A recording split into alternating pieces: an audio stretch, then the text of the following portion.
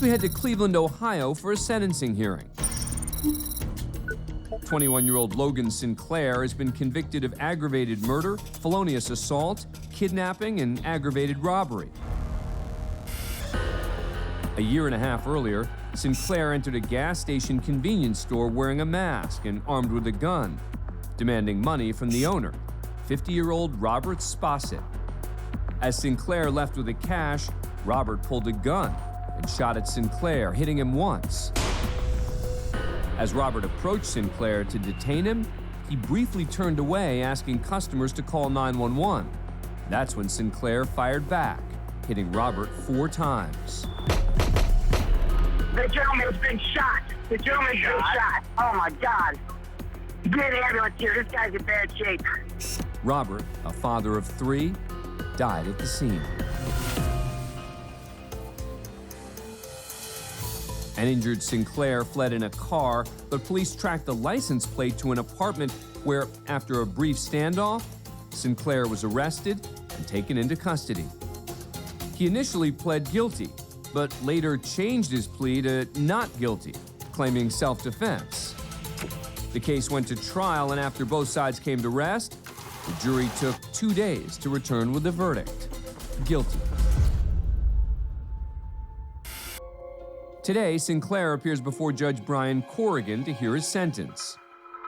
Defense attorney Jeffrey Richardson is asking for a sentence of less than 50 years. Sitting beside me is a young man who managed in about 30 minutes to destroy his life. It's my firm belief that this young man never believed, intended, or expected anything like this to happen. And we would ask the court to craft a sentence which will obviously consume the greater share of this young man's life, but will perhaps afford him an opportunity at some point to re-enter society. But the state argues for the maximum penalty: life in prison without parole.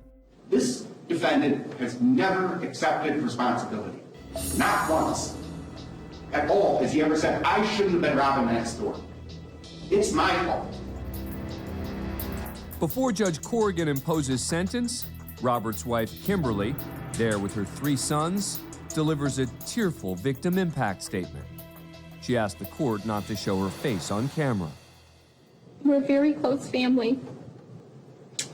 And to know Bob's gonna miss special moments with our sons, the graduations, the weddings, it's hard to believe.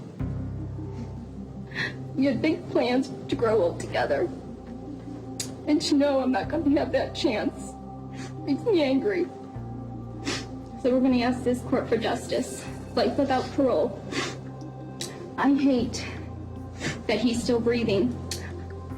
I want him to feel pain every day, that he's in prison like my family feels. I want the rest of his life to be just pure hell. Anything less than 50 years would not be justice for Bob, because Bob did not deserve this. When she's finished, Sinclair offers an apology to Robert's family. I'm so sorry for what I've done to your family. I can't take it back. And there's nobody's fault but mine. It's just not fair. I have to come back to court on top of all of it. Just to hear me say I'm sorry, you know? It's not fair. I don't know. I'm just so sorry. The judge went on to sentence Sinclair to life in prison, with a chance at parole after 50 years. If granted parole after serving the full term, he'd be released in 2065, when he'd be 71 years old. Next, we're in Detroit, Michigan for a sentencing hearing. 24-year-old Desmond Fukqua has been convicted of second-degree murder, carjacking, robbery, assault, and weapons charges. 6 months earlier, 28-year-old Christopher Reed was at a drive-through restaurant with his 5- and 9-year-old sons when Fukqua and another armed man approached, demanding cash and his vehicle. Fukqua then shot Christopher multiple times. Christopher's older son was shot in the hand as he tried to protect his father. The assailants drove off with Christopher and the boys still in the car, eventually abandoning the vehicle in an alley and fleeing the scene with cash and Reed's watch. Christopher died later that night at the hospital. His sons identified Fukqua as one of the assailants, as did a jewelry store employee after Fukqua attempted to sell Christopher's watch. Fukqua was soon arrested and pled not guilty. He requested and was granted a bench trial, and after hearing all the evidence, Judge Shannon Walker found Fukqua guilty on all charges. Today, Fukqua appears before the judge to hear his sentence. Also in the courtroom is Christopher's 9-year-old son, who bravely addresses the man who shot him and killed his father. Good morning, sir. Good morning. Whenever you're ready. Why did you choose to do this? He shot me, gave my brother nightmares, and he took someone that was in the center of my heart. You know, well, he wouldn't want nobody to take his day life. Another day got off the street. Just think about it. Just think about what he did. He is going to cry his eyes out. That was a bad idea. And I'll have to live with it for the rest of my life.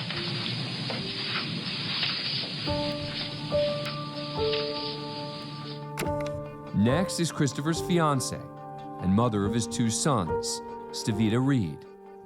I thank God and the judge for not only the verdict of guilty, but saving another family from devastation. There is one demon off the street. Because of the actions committed, Christopher will never be at his kids' birthdays, school plays, graduations, weddings, etc. So many plans and dreams were destroyed in just that one night, something that could never be forgiven. Christopher's children will live with this for the rest of their lives, which is exactly what we recommend and be deserved for this crime's life.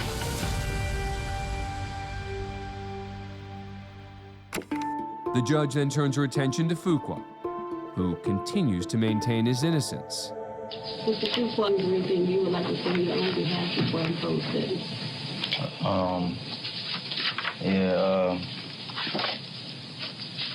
Feel remorseful for whatever happened to their family. I hope they can get past the situation and find the right person who did it. The judge went on to sentence Fukqua to 25 to 50 years in a state prison.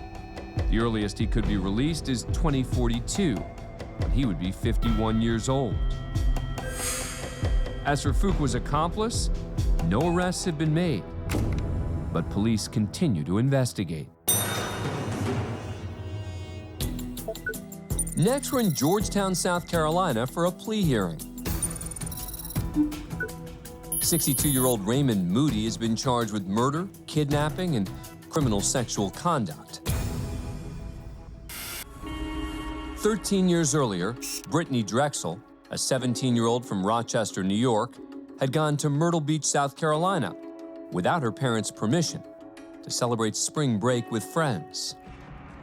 One night when she was alone, according to court documents, Brittany met Moody and his girlfriend, Angel Voss.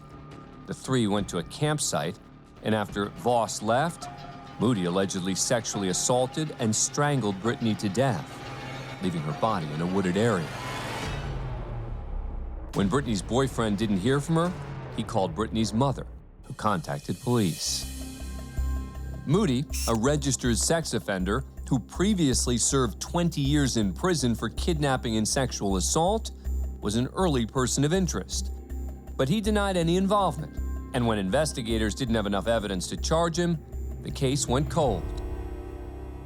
13 years later, with the help of cell phone data, police were able to place Brittany's phone in the same spot as Moody's vehicle at the time she disappeared. Moody was arrested, and this time, when he was questioned about the case, he made a full confession. Flip called things to go. Nothing. A lot of shit will go by. Yeah. He also led police to the location of Brittany's remains. Today, Moody appears before Judge R. Farrell Cothran to enter his plea and hear his sentence. Mr. Moody, you want to plead guilty? Yes, sir. But before the judge imposes sentence, members of Brittany's family, who've waited 13 years for justice, deliver victim impact statements, starting with her adoptive father, Chad Drexel. To lose her child, I mean, I'm gonna be her adopted dad, but I loved her. First, I thought she would be found, have her days turned to months, and those months turned into years. Years of torture, wondering where my daughter was. And now, 13 years later, I find out the horrible, disgusting, and senseless way she was abducted and murdered.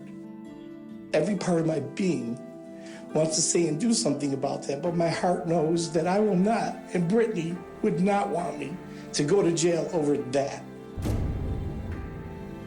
The last family member to speak is Brittany's mother, Dawn Plecken.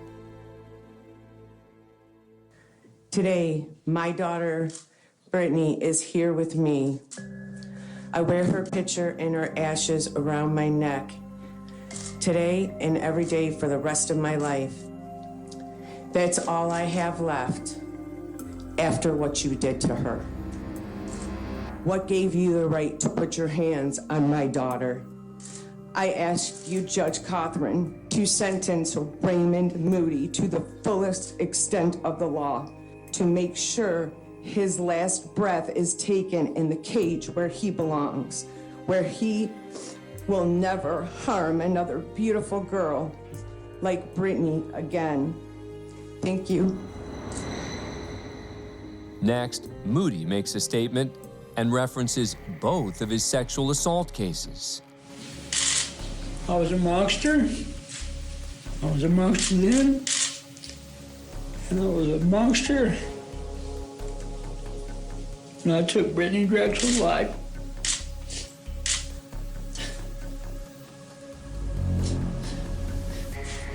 I don't have the words to express how horrible I feel. And I've felt ever since that day very, very sorry. That's all I've got to say. Finally, Judge Cothran delivers a few words to the defendant. Okay, Mr. Moody, the acts that you did were horrific. And I hate it for this family and all the years they've gone through not knowing what happened to their loved one. And it's my job to sentence you appropriately. And on the crime of murder, sentence to the court as you committed to the State Department of Corrections for the term of your natural life. For the kidnapping and sexual misconduct charges, Moody was sentenced to an additional 60 years in prison. He'll have no chance of parole. Moody's girlfriend, Angel Voss, cooperated with investigators and was never charged in the incident.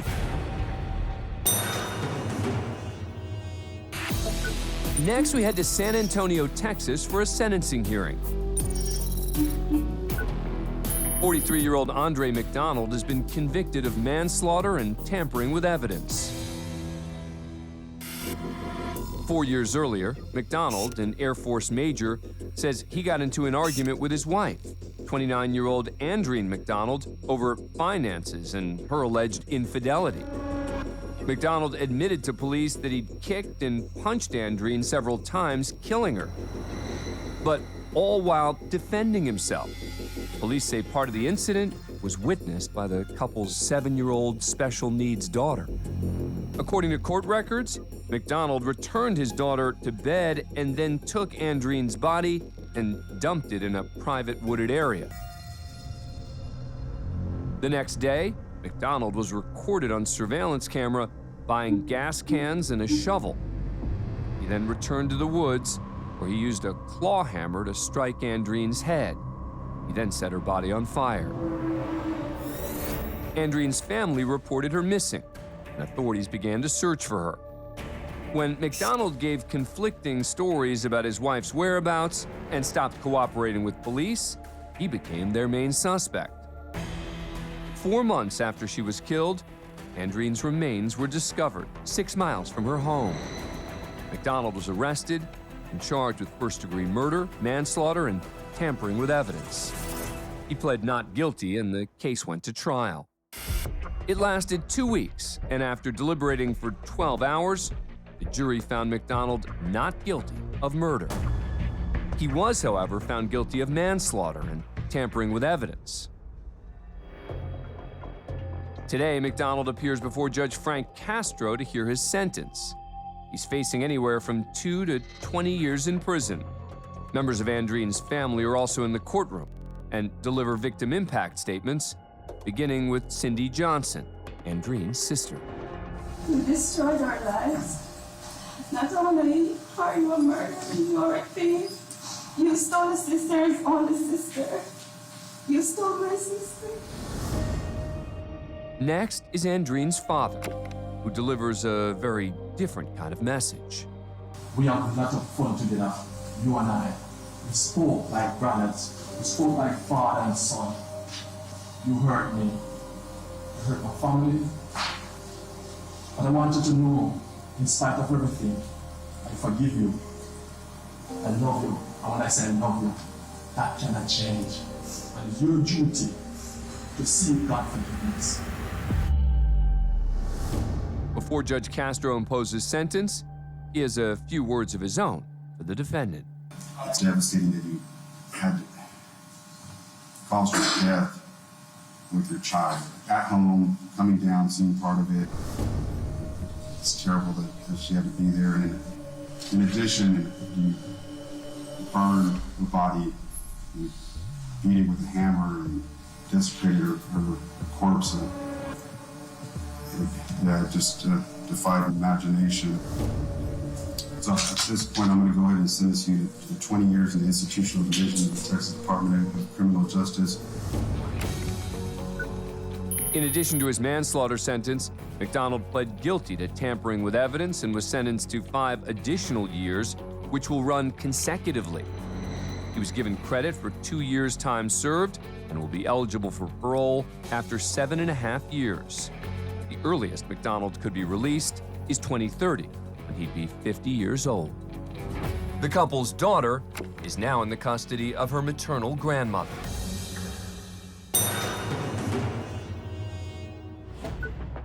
Next, we're in Bowling Green, Ohio for a sentencing hearing. 25-year-old Nicholas Lutterman has pled guilty to aggravated vehicular homicide and aggravated vehicular assault. A year and a half earlier, police say Lutterman was driving 120 miles an hour when he rear-ended another vehicle, sending it across the median and into oncoming traffic. The collision caused a chain reaction involving 5 cars, 2 of which went up in flames. 2 of the drivers, 19-year-old Andrew Jones and 23-year-old Cassidy Krzyzikwa, died at the scene. Several other passengers suffered injuries, some minor, others more serious. Lutterman was unharmed in the accident and fled the scene. But just a few miles away, police say he got into another accident, this time crashing into a parked car and was taken into custody. His blood alcohol level was twice the legal limit. Today, Lutterman appears before Judge Joel Coleman to hear his sentence. The prosecutor, Brian Booz, is asking for the maximum sentence of 42 years in prison. As prosecutors, we often see impaired driving. We often see very reckless driving. In 10 years as a prosecutor, this is the first time I've seen such an extraordinary combination of the two. As disturbing as it is to drive 120 miles an hour, passing vehicles on the shoulder of the highway, to do so with a blood alcohol level well over the legal limit, to do that in that capacity is almost unfathomable, and the results in this case were catastrophic. The court can't impose a sentence that's going to bring back Cassidy or Andrew, but this court can impose a sentence that will hopefully deter others from engaging in this conduct and help prevent further tragedies like the one before this court. The next person to speak is Nick Jones, whose 19-year-old son Andrew was killed in the crash. Nick Jones, this was my son. Andrew, I'll put it up here at his height.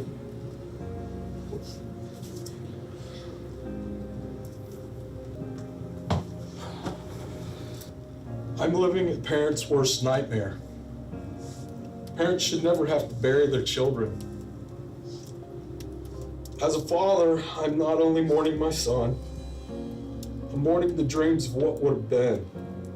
Instead of looking forward to living vicariously through my son, I've been sentenced to a life without him. He was killed by an irresponsible, self-centered individual. My son paid with his life because Mr. Lutterman has no respect for the law or human life. Before the judge imposes sentence, Lutterman offers an emotional apology to members of the victims' families. I'm so sorry for what I have done to every single one of you. It's something that will break my heart every single second for the rest of my life. I pray every single day for every single one of you that you guys will find peace. I am so sorry for taking your kids from you. I can't even begin to fathom how you feel, but my heart and love goes to every single one of you. When Lutterman was finished, Judge Coleman sentenced him to 25 to 29 years in prison. He'll be eligible for parole in 2047, when he'd be 57 years old.